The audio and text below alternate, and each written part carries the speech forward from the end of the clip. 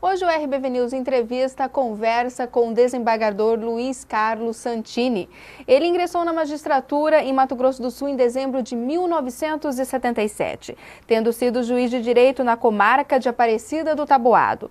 Em 1980 foi promovido para a comarca de Aquidauana, quando foi juiz de direito até 1984. Em 1984 foi promovido para a comarca de Campo Grande, onde foi juiz de direito até 1991. Em 1991 foi promovido para o cargo de desembargador do Tribunal de Justiça de Mato Grosso do Sul. Foi presidente do Tribunal Regional Eleitoral de Mato Grosso do Sul e presidente do Colégio de Presidentes dos Tribunais Eleitorais do país. Foi vice-presidente e presidente do Tribunal de Justiça do Estado. Foi ainda professor fundador do curso de Direito da Universidade Federal de Mato Grosso do Sul. Com este currículo, o desembargador Luiz Carlos Santini é autoridade como jurista respeitável em nosso estado. O RBV News se sente honrado em recebê-lo hoje nos nossos estúdios. A honra é minha. Vamos começar. Eu quero começar perguntando para o senhor como o senhor vê, como jurista, esta acusação da CPI do calote contra o prefeito Alcides Bernal. Se deixar de pagar caracteriza improbidade administrativa. Bom, vamos começar por caracterização de improbidade administrativa. Tem três tipos de improbidade administrativa, previstas nos artigos 9º, 10º e 11º. O 9º é quando o agente se locupleta. Ele, vamos dizer assim, espécie de corrupção, ele é o corruptor, ele é o corrupto, ele que recebe o dinheiro, com seus vários itens. O 10º é quando ele facilita um terceiro a locupletar-se de um bem público. Por exemplo, uma empresa particular usar um bem público para receber remuneração ou pelo seu trabalho ou ganhar dinheiro. E o terceiro, o artigo 11, é quando ele desobedece os princípios de publicidade, honestidade, lealdade, etc. Muito bem, esses estão em improbidade administrativa. Em nenhum caso tem quando o poder público, em tese, entre aspas, atrasa pagamento, que seria a chamada inadimplência. Então, inadimplência não é improbidade administrativa, pelo menos nos termos da lei. Improbidade administrativa é outra coisa. Então, explica pra gente, porque se fala muito em precatórios, certo? De uma forma didática, até para o internauta que está assistindo a nossa entrevista, o que seriam os precatórios, os famosos precatórios? Bom, vamos explicar então como é que nasce isso daí. O poder público, ele age pelo direito público, que tem predominância sobre o direito individual, certo? Sobre o direito privado, vamos dizer assim. Uma relação entre eu e você é de direito privado. Uma relação entre eu e o Estado é de direito público. Você e o Estado é de direito público. Mas acontece que muitas vezes o poder público precisa, nas suas compras, nas suas obras, nas concessões e vários outros motivos que ele entrega para o particular fazer, ou compra do particular, o relacionamento não é de direito público, é de direito privado, com algumas nuances do direito público. Por exemplo, direito híbrido? Eu não diria híbrido, ele tem na parte contratual, quando ele contrata uma obra, ele tem umas cláusulas de direito público e umas cláusulas de direito privado. Uma delas, por exemplo, é a chamada adequação econômica e financeira do contrato. Ou seja, ele começa uma obra que vale 1.000 e se no decorrer desta obra, desta compra, houver uma mudança significativa nos preços que vá favorecer o Estado ou favorecer a outra parte, ele é obrigado a entrar no meio, certo? Então tem também o direito privado, que é aquela relação da econômica e financeira do contrato, que o particular não pode perder. Quando o poder público não cumpre, por algum motivo, vamos dizer por falta de caixa, por falta de fluxo de caixa, por fluxo de verba, por qualquer motivo, quando ele não cumpre um contrato, nasce uma relação de crédito daquele contratado com o administrador. Essa relação de crédito é de natureza privada, certo? Então ele entra com uma ação para receber.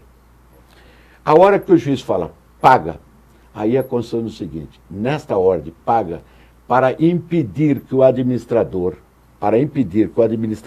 favoreça este ou aquele, ele emite o precatório. Que é o precatório? Uma ordem do tribunal para o administrador e incluir no orçamento aquela condenação para efetuar o pagamento. Certo. Isto é o precatório. É um pedido, uma determinação que o tribunal faz ao administrador. Olha, o Estado, o município, a União foi condenado a pagar tanto. Portanto, inclua no orçamento esse valor. Aí isso é o chamado precatório. Tá, então o precatório vamos dizer, uma quebra de contrato. Não. Seria mais ou menos isso? Não, o precatório é o resultado de uma sentença certo. Em razão de uma quebra de contrato uhum. que obriga o Poder Executivo a pôr no orçamento aquela condenação para efetuar o pagamento. Bom, a situação de litígio entre poder público e credor é comum? Super comum, super comum. Atraso de pagamento ou parada de obra também é super comum. É por causa do fluxo de caixa do Poder Executivo. Isso daí até dependeria um estudo do porquê desse uso e costume, da onde tem esse uso e costume do poder público brasileiro. Diferentemente do poder público uhum. americano. A nossa estrutura básica constitucional é a mesma estrutura americana, o núcleo uhum. da Constituição. Os 3 poderes, etc. Uhum. Lá nos Estados Unidos, faltou dinheiro, parou. No Brasil, não. É diferente, porque nós não temos aquele uso e costume político que eles têm. Kennedy precisou parar. Obama agora parou, né? Lembra? Apareceu uhum. na televisão fechado e tal, não tem dinheiro para tocar. Aí o Congresso teve que dar um reforço suplementar, porque o poder público só pode gastar dessa forma. Bom, então falando desse assunto, qual que é o estoque de dívidas hoje do Estado?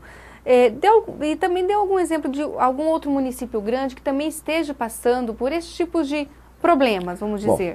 Bom, nós fizemos uma reunião de procuradores gerais, quando eu estava na Procuradoria, em Porto Alegre, e lá a Procuradora-Geral de São Paulo falou que o prefeito estava apavorado, porque o orçamento de São Paulo, ele tinha 19 bilhões para investimento, e dos 19 bilhões para investimento, ele tinha que pagar 32 bilhões de precatório. Como se faz? Como se faz? Boa pergunta. O Estado de Mato Grosso do Sul, eu sei que tem precatório de 400 milhões, 300 a 400 milhões, um só. Certo? Então deve estar beirando aí seus 700, não sei bem. A Prefeitura Municipal de Campo Grande tem um estoque de precatório que recebemos uhum. de 68 milhões, ou 78 milhões, por aí, se eu não me recordo. Então observa que é comum no Brasil, exatamente porque é um costume dos administradores, desde de antanho, não cumprir o que manda a Constituição. Inclusive, interessante, a Constituição diz o seguinte: mandado precatório, até 1º de julho, ou seja, o pedido do dinheiro, o município tem que pôr, ou o Estado ou a União, tem que pôr no orçamento do ano seguinte e pagar até 31 de dezembro do ano seguinte. É o que diz a Constituição, artigo parágrafo 5º. O parágrafo 6º do artigo 100 diz o seguinte: o presidente do tribunal, se não considerar a verba e não efetuar o pagamento, requisitará bloqueando a verba para efetuar o pagamento.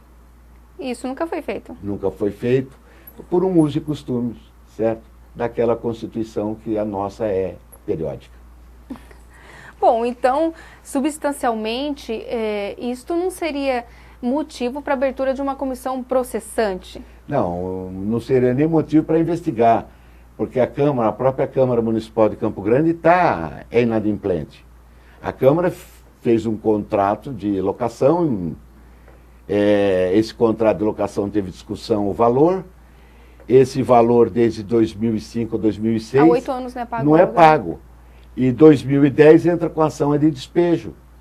E também este contrato não foi feito pelo Poder Executivo, pelo município, foi feito pela Câmara.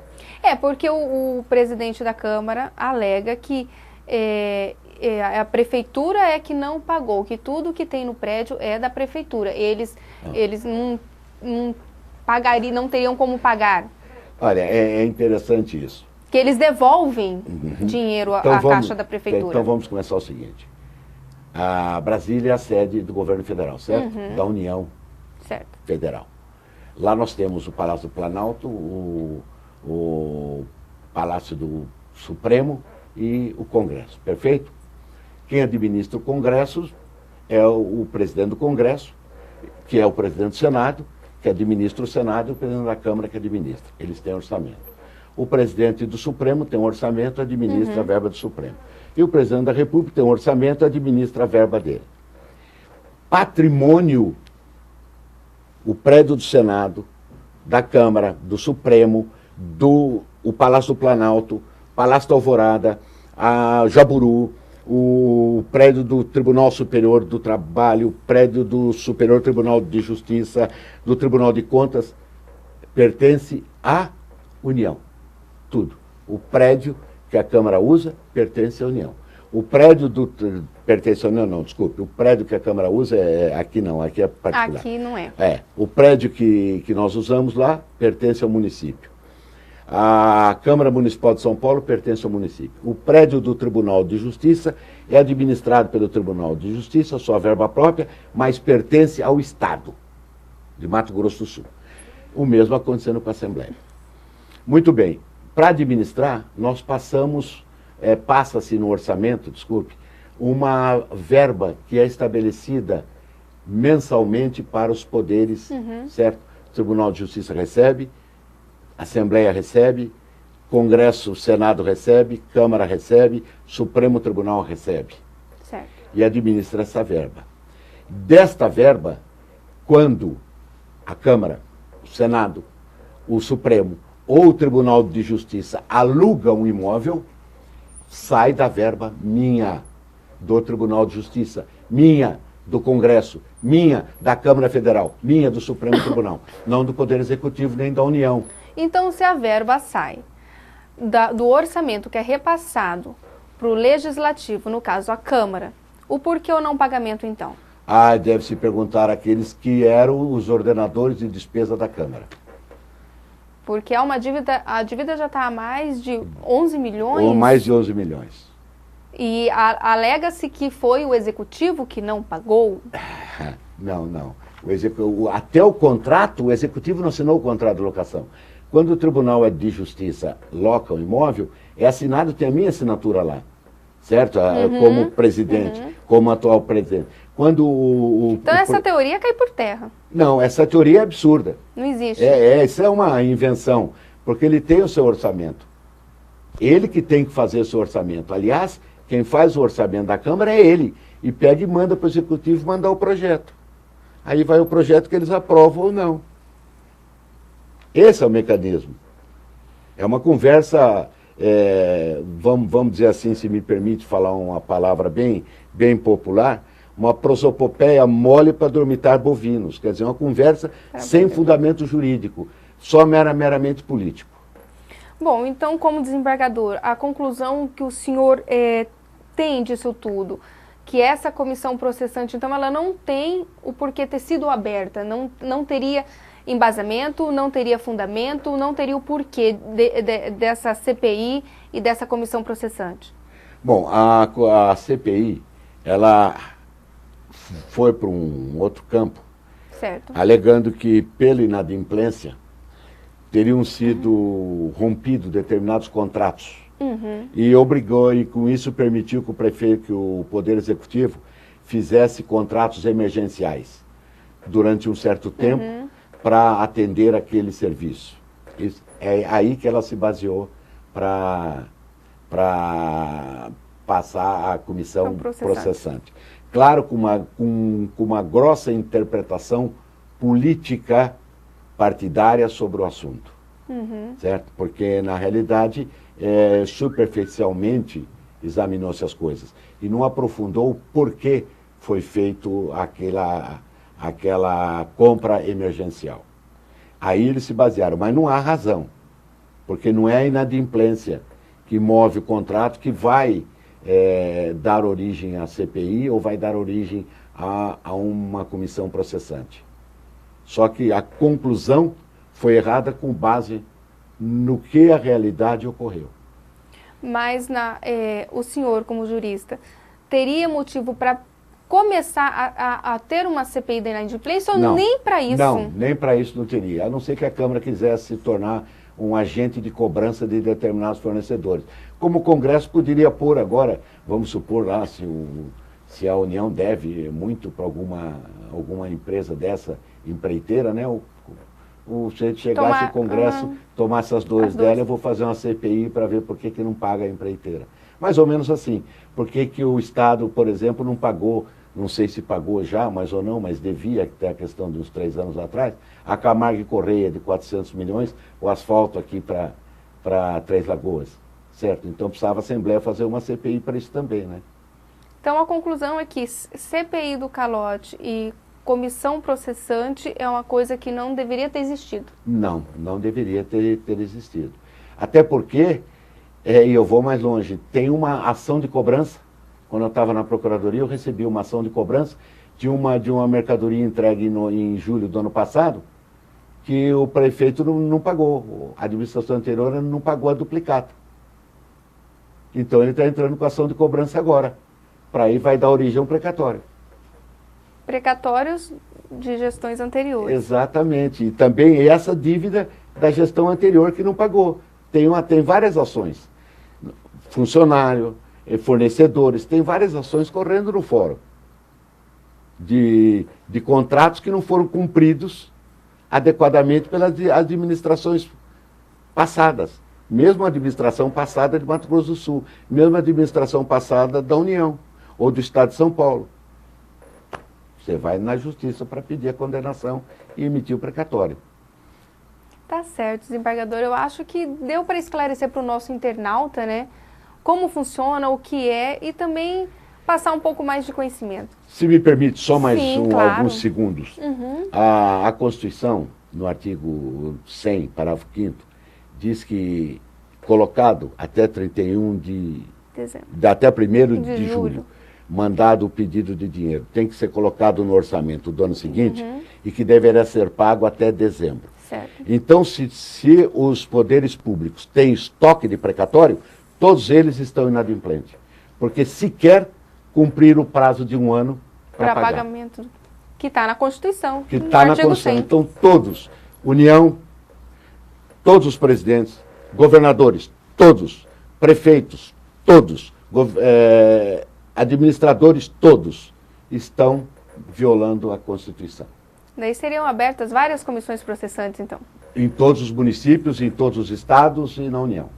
E para completar sobre esse aspecto da inadimplência, o interessante é o seguinte: há uma regra básica da vida social, desde antes dos romanos, de que ninguém pode exigir que alguém cumpra alguma coisa se você não cumprir a sua obrigação.